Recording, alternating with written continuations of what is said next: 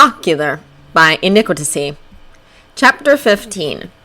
The next few days were among the strangest Alexander could remember. There was a veil of normalcy that had come over his tent, in which he convinced Lawrence that he was well enough to sit at his desk, provided he wore his blankets. However, the usual unending stream of requests from Washington, as well as Congress, the other generals, Lafayette, and everyone else, had completely dried up, leaving him with only his own to-do list to accomplish.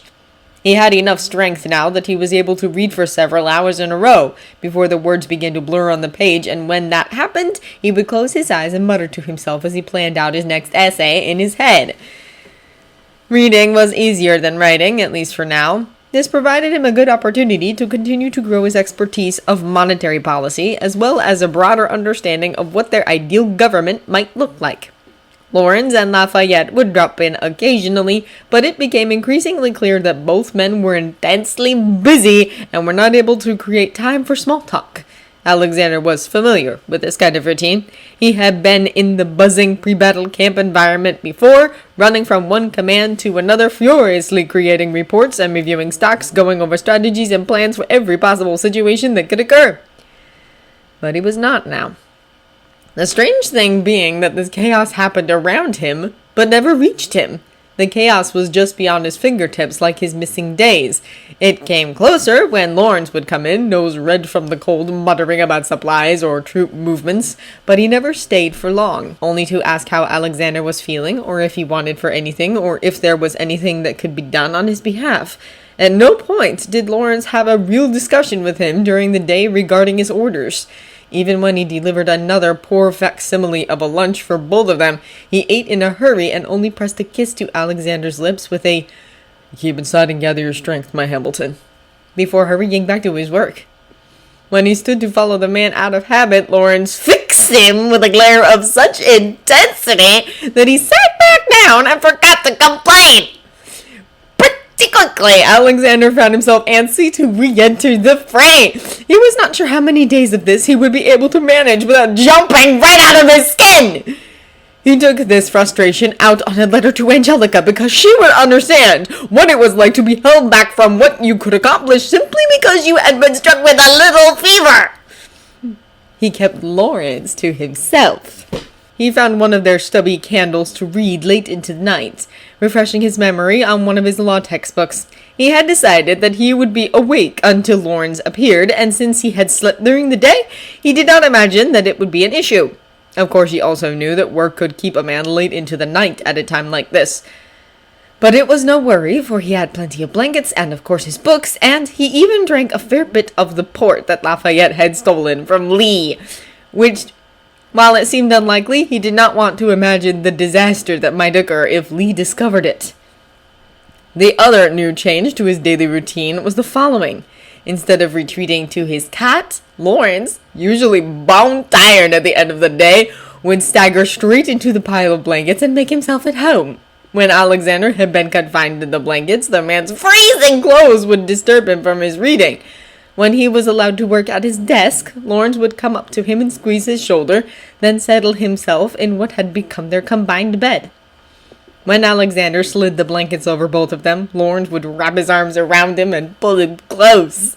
He would put his cold nose in Alexander's hair and mutter to him about the day. He usually only got about 5 or 6 sentences in before he went to sleep, and Alexander was left in the warm, still quiet of his lover's arms. He could do nothing here, for it was too cramped to write and too dark to read. But somehow, for the first time, it was not too bad to be away from his pursuits. He would turn in Lawrence's arms and look at him until he could not stay awake. A few days later, Lawrence appeared in their tent at mid-morning. Alexander was just starting his first plans for what their new nation's treasury might look like, and books and essays were around him in every direction, completely unworking all the energy he'd put into making their tent a place where anyone besides him could find anything. "Good morning, dearest," he said, for he was not yet so absorbed into the work that a man could stand for hours without him noticing. "How do you fare?" "We are to march tomorrow night," Lawrence said, and Alexander sat up, putting his pen down. "The general wishes to see you. I suspect he will want to view how well you moved today, to see if you were able to come to battle." Alexander stood in a hurry. You look as if you have done nothing for some time. Lawrence said with a smile, looking him up and down. Alexander could only imagine how terrible he looked in between not eating and barely leaving his tent. When we speak of this war, I hope that the effort to draw you into your tent for days can be a historical note. Yes, there were grand battles and noble victories and epic defeats, but can you imagine the awe when the great Alexander Hamilton was trapped in his bed for days at a time? I dare say that I have enough energy to run to your father and back, Alexander replied, because of course it was not as if he did not enjoy reading and writing, but it did not compare to the sheer adrenaline and glory of battle. I will go to the general immediately. The general first, and then my father, perhaps. Lawrence pressed a kiss to his cheek, and Alexander smiled. They hurried to the general's tent. He could not help but relish the ache in his legs as he managed more steps in this walk than he had done for days. The sharp cold stung him, but it was welcome, at least for the first few minutes. The camp was alive and in a state of furious activity, with men hurrying all over, attempting to get their affairs in order in case they were to meet their end. Men smiled at him, and he nodded back. He did not know how much of his recovery was known information. Washington, Lafayette, and Lee were sitting in Washington's tent, all three wearing drawn, serious expressions. The other aides were huddled in a corner, furiously writing on their own desks. "How do you fare, Lieutenant Colonel?" Washington asked, skipping introductions. "You seem to have managed to get here without trouble." "Excellency, were you to ask me to deliver information to Virginia, I would be able," he answered, and it was true. He was ready. The dizziness and aches had all but disappeared, unless it was an exceptionally loud environment, which he had learned during a drill near his tent. But he could not allow such a thing to stop him. "Good. As you know, you have been reassigned to rear guard and will receive more thorough orders tonight. Lieutenant Colonel Lawrence, you are with General Lee. He will need your ears more than I, and he may have further orders for you." Lee stood up and arranged his jacket. "With me, Lieutenant Colonel," he said, and Lawrence nodded and followed the other man out. Washington waited until the two men had left before looking back to him. "Speak frankly to me, son.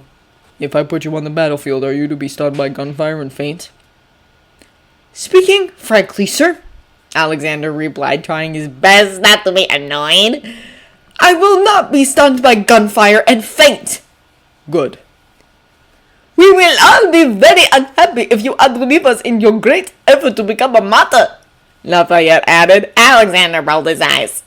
Washington studied him for a long moment. "I'm reinstating irregular duties. If you do not perform up to an acceptable standard, I reserve the right to revoke your combat position." He gestured to a stack of papers. "Deliver these and return to me with responses." He had never felt so relieved to be a glorified secretary before. That evening, he marched.